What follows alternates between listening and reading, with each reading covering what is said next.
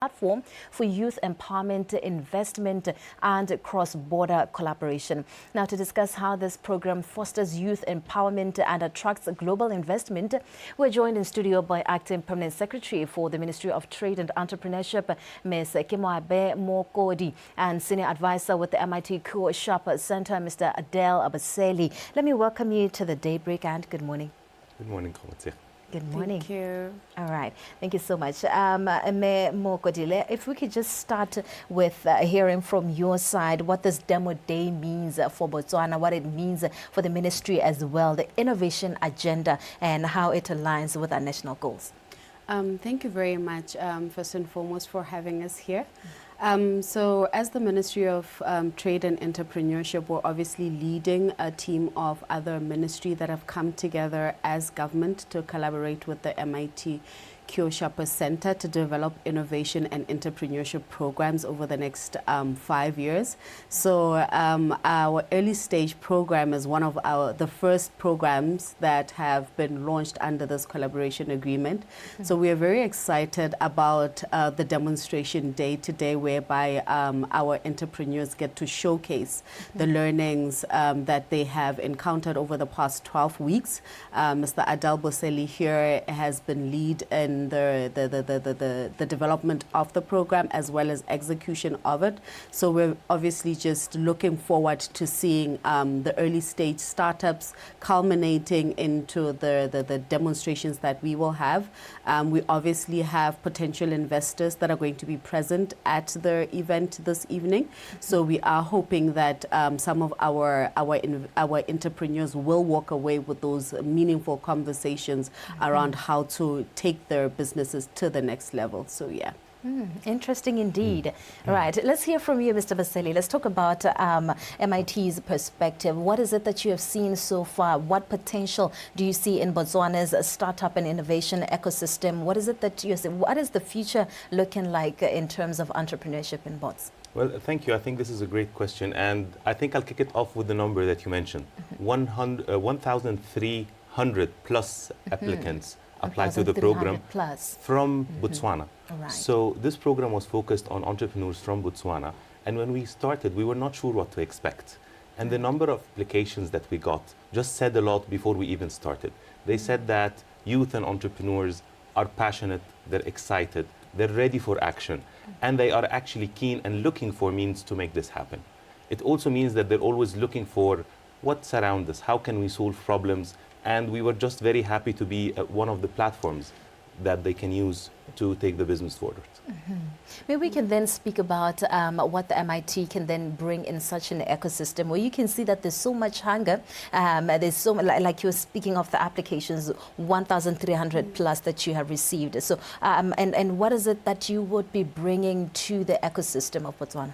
I mean, it's very important to note that the collaboration with the government of Botswana has multiple components to it. I'll start by focusing on what we're doing in the early stage program. So in the early stage program, we're bringing in a number of things. So we are teaching entrepreneurs the academic and technical side of how to run your business. But more importantly, we're teaching them the practical side of how to run your business. So we're bringing in MIT faculty, staff, professors, one of the best book authors from the whole world and multiple of those to actually bring experience from all over to Botswana. In addition to that, we are asking some of our Foundry Fellows, which is one of the programs that we have at MIT Co-Shop Center across Africa, to have very close conversations with them, to share what does it mean on the ground to run a business? What are the experiences? What will you actually face? So we're not just teaching them the theoretical part, we're teaching them the theoretical part, focusing on the practical part, and bringing in the experience of the reality of things. Wow, that's very important to actually bring life to real life, what the business world looks like. Mokgware, let's talk then about the platforms, how such platforms can be leveraged on to prepare local budding entrepreneurs for global markets. How can we make use of them, and how do we create that linkage to the real world, like he's speaking about the real world, but then the real world now in the global market? Yes, no, definitely. What we are focused on at the Ministry of Trade and Entrepreneurship is building what we call firm-level competitiveness. And this is based on the fact that we are looking to have our entrepreneurs grow into sustainable and very strong and resilient enterprises that can compete efficiently in regional as well as global markets. So as Adel has already said, we do have a very strong conversation around how it is that we are going to interlink our entrepreneurs with the region as well as with the continent and ultimately globally. He made mention of the Foundry Fellowship, which is also one of the flagship programs that we have taken on under the collaboration. And this is basically just a program that brings together African entrepreneurs that are already successful and at an inflection point and looking to give back to the ecosystem on the continent around building, these strong networks, because we always say that your network is also your net wealth. So being able to connect these entrepreneurs with entrepreneurs that already exist in other markets is already just a business linkage that can just leapfrog our entrepreneurs onto the continent without having to deal with all the hustle of trying to figure it out on their own. So we're very passionate about that cross linkages that we're going to create. Our early stage program is only focused on citizen entrepreneurs, but we also do have upcoming the growth stage program as well as a deep technology program that we're going to be running, whereby we're going to open up the applications to entrepreneurs from across the continent. So this is also going to strengthen just the cross-border linkages that we're trying to create between our entrepreneurs and entrepreneurs across the continent, and to also leapfrog their businesses into those markets as well. So yeah. Wow, great intentions and strides already being made right now. All right, thank you so much for what you're doing. Now, let's talk about also, if we can just understand the procedures or the process that was followed, the criteria that was followed in selecting the 16 finalists out of the 1,300 plus applicants. How did you get there? Oh, well, it was a very rigorous process. It was not easy for sure to select among all those entrepreneurs and innovators that wanted to join. So it had multiple steps. The first step was an online application that they had to fill that included a short video that they have to present, what they have in mind, what problem they need to solve, and so on. Following that, our team and along with our partners at BDIH started filtering some of those applications in terms of relevance, maturity, who is closer to making it happen, and so on. And then we had an interviewing process. So we met the applicants that got shortlisted, every single one of them, had a discussion to try to figure out where are you, what are your thoughts, and how can we help you. And from there, we selected the participants that started the program. Throughout the program, we had more filtration to happen as well. So we always said, if you're starting the program, you're always welcome to continue learning, to stay, and so on. But as a business, some businesses will make it, some businesses might not make it. At the end of the day, entrepreneurs, startups at that early of a stage, it is an early stage program, not necessarily will all make it to the next step. But more importantly, they will learn. So even if they don't make it this time, they will come back next time with a stronger idea and stronger implementation and make it. So during the program, some of the startups figure out that the idea is not going to work as well as I wanted, and they figure, I'll just stay and learn, but not necessarily work on the idea anymore. Right. When he speaks about not everyone being able to make it, I'm remembering that right now, actually, we do have a lot of gaps in our economy, Mokgware. Maybe if we can then right there talk about those that we know in our economy here in our market, Botswana, that we are experiencing. With the 16 that have been selected, what is it that you believe what gaps do you believe that these businesses are coming in to fill? What solutions do you believe are going to be brought about by the 16? I definitely, we're very excited about the 16 that have come through, but obviously, like Adel said, we're still also just very enthusiastic about the potential that is going to come out of the rest of the participants that strayed through the program to learn. And we did have participants from across the spectrum, focusing on agricultural solutions, mining solutions, climate resilient solutions as well as digital services. And we do obviously understand that agriculture currently right now is key to the conversation, not just from a food security perspective, but also around looking at it as a very strong potential sector that can help turn around our economy. And obviously it's just, creating that platform for entrepreneurs that are interested in changing the way in which we do farming and farming related practices in our country to, obviously have that opportunity whereby they can showcase their solutions and obviously turn them into viable businesses. So there is a lot that we are hoping is going to come out of the solutions that are going to be presented also this evening. And we would like to just have them be sort of like a launch pad and a demonstration to the rest of our entrepreneurs here that, it is possible, and we are looking to support entrepreneurs going into those areas. So, yeah. Most def. Right, we're speaking about this evening, the demonstrations, the demo day today. Let's talk about beyond the demo day. What is the ministry doing to ensure that there's continuity after this? Of course, you spoke about investors coming through this evening that you're expecting that they're going to be working away with conversations. If we can speak beyond the project itself, the sustainability, how are we going to be ensuring that? Definitely. As a ministry, obviously, we are very concerned about what happens in terms of beyond the conversations of the trainings. And I'd like to also just refer first and foremost to one of the programs that we have contracted to under our collaboration agreement, which is called MIT REAP. So we do have a very strong team of 12 that are leading the development of an ecosystem strategy.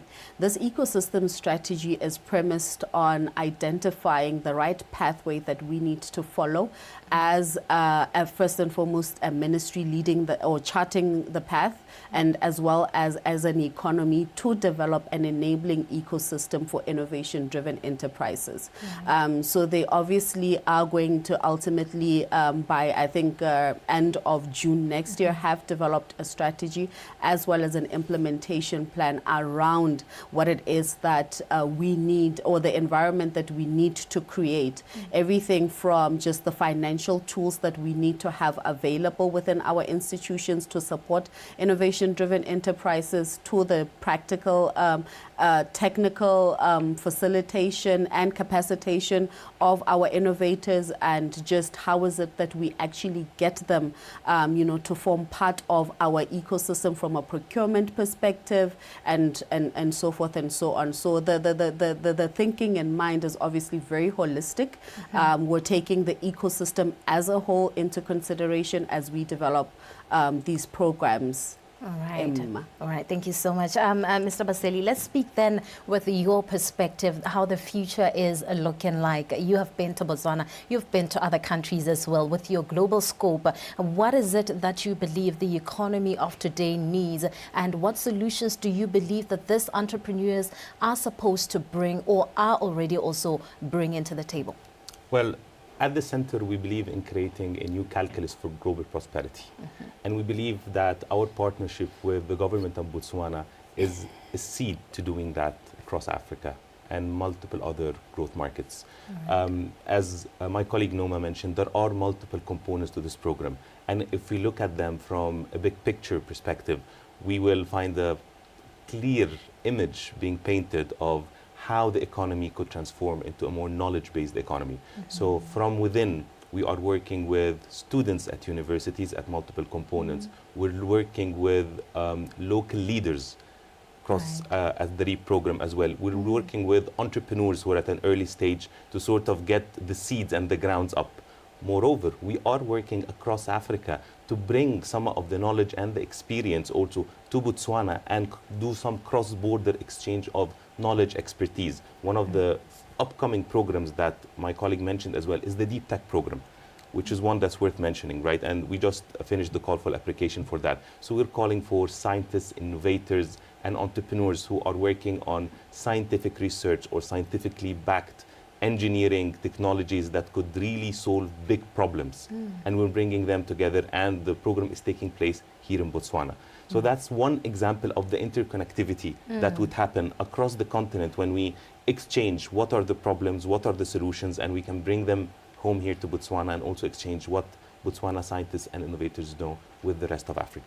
All right. Thank you so much for the work that you're doing. We're coming to the end of our conversation. Mokgware, I want you to then make mention of, what efforts are being taken by government to make entrepreneurship a viable and attractive career path for Botswana youth. What is it? Because I can see the excitement in your face and on your face and in your office as well, that as you represent your office, this is a great achievement for you to be having also, and more than the demo day, but the work itself that has been going on.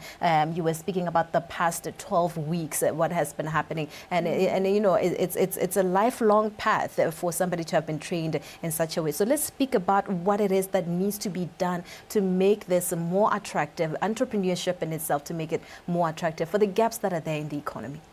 Thank you very much. Look, I think the long and short of it is that what we definitely need to do as a government, and we're endeavoring to do at the Ministry of Trade and Entrepreneurship, is to make the environment for entrepreneurship very friendly. Because currently, right now, from just a starting business perspective, to financing options for businesses, it's the landscape is a little bit sketchy. And we are obviously looking in-house first and foremost as a ministry through our institutions, the local enterprise authority, CEDAR, and every other enabler out there in the ecosystem, to say what is it that we can do differently to provide that enabling environment for entrepreneurs to thrive. So that's really the end goal that we're pushing at. Yeah. All right. Let me thank you so much for your time this morning, and definitely congratulate you for the work that has been done as you go, and congratulate the 16th. Thank you so much for your time this morning. Thank you very much. It was a pleasure. Of course. All right. That was the Acting Permanent Secretary of the Ministry of Trade and Entrepreneurship, Mokgware, and of course the Senior Advisor with the MIT Cure Sharper Center, Mr. Adele Abaseli, speaking, of course, the demo day, which is today, of the 16 Africa's most promising startups happening here in Botswana. Tsolela wena, we can say.